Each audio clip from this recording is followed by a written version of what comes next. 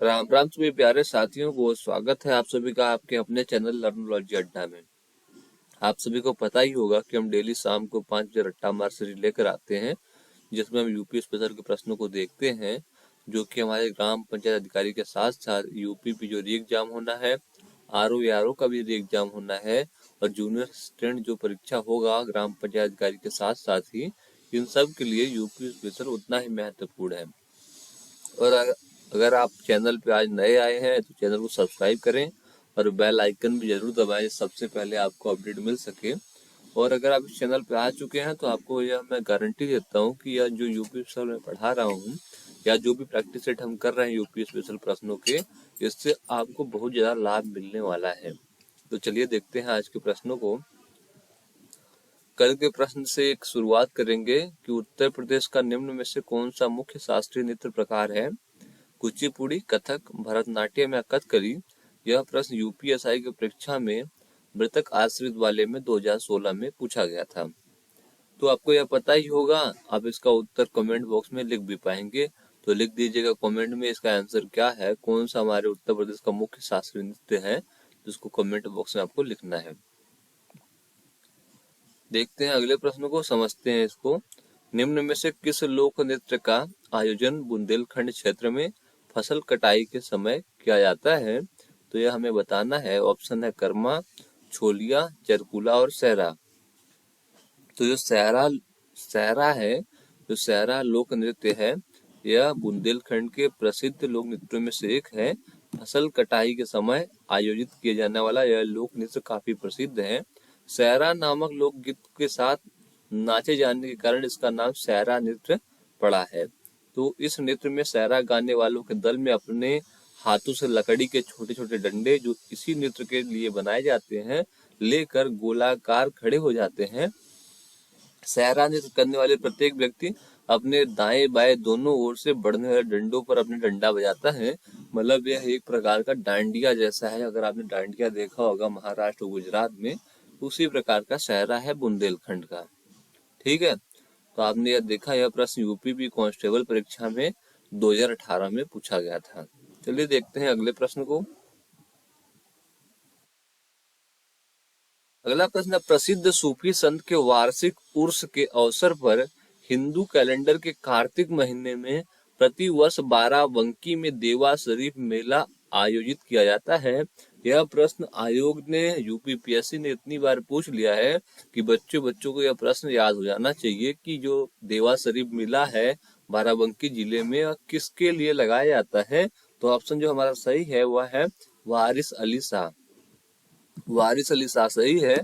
यह प्रश्न भी यूपीपी कांस्टेबल के परीक्षा में पूछा गया था और अन्य परीक्षाओं में पूछा गया है। प्रैक्टिस सेट में कई बार यह प्रश्न रिपीट भी हो चुका है, तो आपको भी याद होना चाहिए। वारिस अली शाह, देवा शरीफ का मेला कहाँ पर? बाराबंकी में। किस महीने में? कार्तिक महीने में।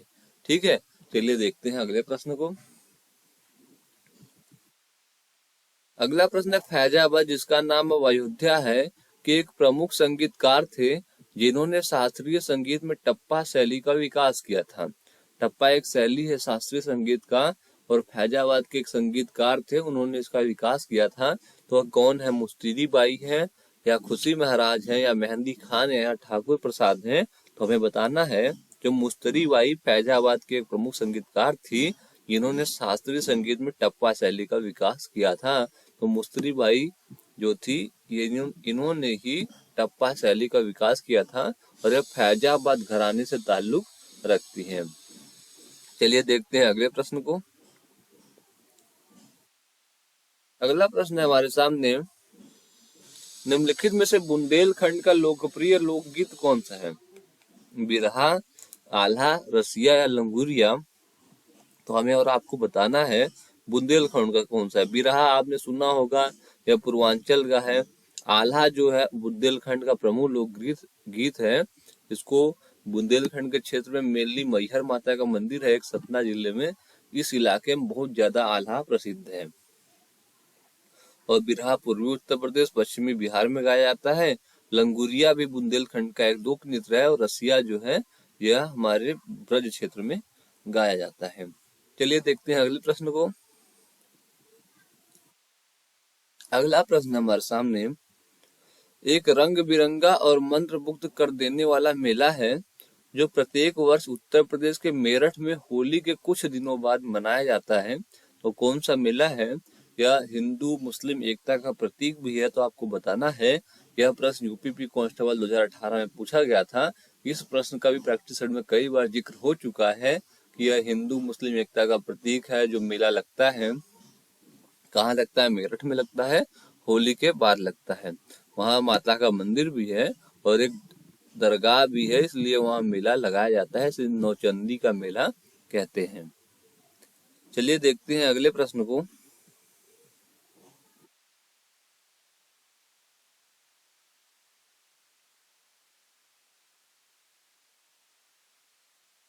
अगला प्रश्न है, उत्तर प्रदेश में बारिश के मौसम में निम्नलिखित में से कौन से गीत गाए जाते हैं? बिरहा, रसिया, चैती या कजरी? तो कजरी जो है उत्तर प्रदेश, पूरे उत्तर प्रदेश में नहीं, लेकिन कुछ अवध के क्षेत्र में और कुछ पूर्वांचल के क्षेत्र में, जैसे मिर्जापुर, इलाहाबाद, प्रतापगढ़, फैजाबाद, इन क्षेत्रों में गाए जाने वाला गीत जो है वो कजरी गीत है। और यह सावन के महीने जब बारिश होती है तो महिलाओं द्वारा गाया जाता है। मुख्य रूप से मिर्जापुर क्षेत्र में सर्वाधिक लोकप्रिय है। और जो बिरहा है, या शुभ अवसरों पर किसी घटना कहानी का लोकगीत प्रस्तुत करते हैं भोजपुरी भाषा में। चैती है, लोकगीत फागुन पूर्णिमा से चैत पूर्णिमा के दौरान गाए जाते हैं जब गेहूं कटने वाला होता है। और इसके अलावा बात करें तो उत्तर प्रदेश के जो प्रमुख लोकगीत है, चैती है, ढोला है, आला है, बिरहा है, रसिया है, पूरन भगत है, व्रतिहरि है। ये सब हमारे उत्तर प्रदेश के जो प्रमुख लोकगीत है यही है। रसिया ब्रज क्षेत्र का है। अगला प्रश्न देखते हैं। अगला प्रश्न है हमारे सामने, उत्तर प्रदेश में सबसे अधिक बोली जाने वाली भाषाएं हिंदी और निम्नलिखित में से कौन सा है? सबसे ज्यादा हम हिंदी बोलते हैं, मतलब खड़ी बोली। उसके अलावा अगर कोई भाषा हमारे उत्तर प्रदेश सबसे ज्यादा बोली जाती है तो इन ऑप्शंस में से क्या बोली जाती है? उर्दू, बोडो, संथाली या कोंकणी? तो बोडो कहाँ की भाषा है? नॉर्थ ईस्ट साइड की है। संथाली भी, कोंकणी गोवा की है। तो हमें बताना है कि यह हिंदी के बाद कौन सा भाषा है इन ऑप्शनों में? तो उर्दू का है। तो हिंदी के बाद उत्तर प्रदेश में बोली जाने वाली भाषा सबसे ज्यादा उर्दू है। हिंदी और उर्दू उत्तर प्रदेश की राजकीय भाषा है। उत्तर प्रदेश में हिंदी सबसे अधिक बोले जाने वाली भाषा है। हिंदी भाषा के तहत उत्तर प्रदेश की क्षेत्रीय भाषा अवधी, ब्रजभाषा, बुंदेली, बघेली, कन्नौजी, अवधी और भोजपुरी भाषाओं को सम्मिलित किया जाता है। उत्तर प्रदेश दूसरी सबसे अधिक बोले जाने वाली जो भाषा है वह उर्दू है। चलिए देखते हैं अब अगले प्रश्न को। अगला प्रश्न, चुनारगढ़ में अनूप वेदिका है जिनकी वे हैं। द क्विंटेस्ट रैली का चुनार फोर्ट इज श्रीन ऑफ, किसका श्रीन है? तो चुनार मिर्जापुर, जो मिर्जापुर में स्थित है, वहां पर जो एक वेदिका है, अनूप वेदिका है, वह भर्तृहरि से संबंधित है। भर्तृहरि से संबंधित है। उसके पास ही वल्लभ संप्रदाय का कूप मंदिर है जहाँ विठल नाथ जी की गद्दी भी थी। चुनारगढ़ में जो अनूप वेदिका है वह भर्तृहरि जी की है। चलिए देखते हैं अगले प्रश्न को। अगला प्रश्न है हमारे सामने, प्रसिद्ध सितार वादक नवाब इनायत खान उत्तर प्रदेश के किस जिले से संबंधित थे? मतलब वो सितार बजाते थे। सितार आपने देखा होगा, तो वह नवाब इनायत खान बजाते थे। तो उत्तर प्रदेश के वह किस जिले के थे? हमारे यूपी के एटा के थे, इटावा के थे, औरैया के थे या फिरोजाबाद के थे? तो जो नवाब इनायत खान थे वह इटावा जिले से ताल्लुक रखते थे। और इनायत खान का जन्म 1894 ईस्वी में हुआ था। यह भारत के सबसे प्रभावशाली सितार वादकों में से एक थे। यह प्रसिद्ध सितार वादक उस्ताद विलायत खान के पिता थे। नवाब इनायत खान उत्तर प्रदेश के इटावा से संबंधित थे। इनकी मृत्यु 1938 ईस्वी में कोलकाता में हुई थी। चलिए देखते हैं अगले प्रश्न को। अगला प्रश्न है हमारे सामने, निम्नलिखित में से किस प्रसिद्ध भारतीय सांस्कृतिक गायिका को उसके शिष्यों द्वारा प्यार से अप्पा जी बुलाया जाता था? तो अप्पा जी किसे बुलाया जाता था? तो गिरिजा देवी जो थी उन्हें अप्पा जी के नाम से बुलाया जाता था। अब गिरिजा देवी जो थी बनारस घराने से संबंध रखती थी और इनको पद्म भूषण, पद्मश्री, पद्म विभूषण तीनों अवार्ड भी मिले थे। चलिए देखते हैं अगले प्रश्न को। कौन सा कथक घराना उस नृत्य शैली के आध्यात्मिक पहलू पर अधिक ध्यान देता है? उत्तर प्रदेश का कोई घराना है जो कथक घराने के कथक जो डांस है उस पर ज्यादा फोकस करता है। तो जयपुर है, बनारस है, लखनऊ या बरेली है। तो बनारस घराना जो है वह कथक पर ज्यादा फोकस करता है। और जो जयपुर घराना है युद्ध शैली आक्रामकता का प्रदर्शन करता है। लखनऊ घराना संस्कृति रोमांस लोकाचार व श्रृंगार प्रधान का। बनारस घराना जो है आध्यात्मिक पहलुओं पर अत्यधिक ध्यान केंद्रित करता है। चलिए देखते हैं अगले प्रश्न को। अगला प्रश्न है माघ मेला का दिन शुरू होता है कब से होता है? मकर संक्रांति से, बसंत पंचमी से, महाशिवरात्रि से, अक्षय तृतीया से। तो माघ मेला कब शुरू होता है? आज महाशिवरात्रि है, आप सभी को पता भी होगा। तो महाशिवरात्रि से तो माघ मेला शुरू नहीं होता है, अभी आपको आज पता भी चल गया होगा, आज महाशिवरात्रि है भी। तो यह कब से शुरू होता है? जब मकर संक्रांति होती है, जो 14 या 15 जनवरी को पड़ता है हर साल। तो मकर संक्रांति से ही माघ मेला का शुरुआत होता है। देखते हैं अब अगले प्रश्न को। और आपको पता ही होगा कि प्रयागराज में यहाँ 6 वर्ष पर अर्ध कुंभ और प्रत्येक 12 वर्ष पर महाकुंभ का आयोजन किया जाता है। अगला प्रश्न हमारे सामने, कवि संत कबीर का जन्म पालन पोषण किस शहर में हुआ था? ऑप्शन है हमारे सामने कानपुर, मथुरा, वाराणसी और अयोध्या। तो संत कबीर का जन्म कहाँ हुआ था? तो यह जन्म हमारे वाराणसी जिले में हुआ था। कबीर का जन्म 1398 में वाराणसी जिले में हुआ था। ठीक है, इनका जन्म तो ब्राह्मण घराने में हुआ था ऐसा कहा जाता है, लेकिन इनका पालन पोषण नीरू और नीमा नामक जुलाहे के यहाँ हुई थी। कबीर की वाणी का संग्रह बीजक नामक से प्रसिद्ध है। इनकी भाषा को सद्दुकड़ी कहा जाता है। कबीर सुल्तान सिकंदर लोदी के समकालीन थे। इनकी मृत्यु 1518 ईस्वी में मगहर में हुई थी, लेकिन बाद में कुछ इतिहासकार उनकी मृत्यु को 1498 भी मानते हैं। तो मतलब एकदम सही जानकारी नहीं है इतिहासकारों के पास भी, तो हमें इनसे नहीं मतलब है कब इनका जन्म कब मृत्यु हुआ, लेकिन हमें यह जानना है कि इनका जो जन्म है वाराणसी में हुआ था। इनकी जो भाषा थी वो सद्दुकड़ी थी, और उनके जो कुछ जिन्होंने लिखा था इसमें बीजक प्रमुख है। चलिए देखते हैं अगले प्रश्न को। अगला प्रश्न है, लखनऊ घराने की नींव किस उस्ताद द्वारा रखी गई थी? तो ऑप्शन है बड़े गुलाम अली खान, बाक्षू खान, बिस्मिल्ला खान, अमजद अली खान। तो हमें बताना है कि उस्ताद बख्शू खान ने लखनऊ घराने की नींव रखी थी। किसने रखी थी? बख्शू खान ने रखी थी। तो इसमें बालू खान लिखा हुआ है, गलत लिखा हुआ है, या बख्शू खान है। ठीक है, बख्शू खान ने लखनऊ घराने की नींव रखी थी।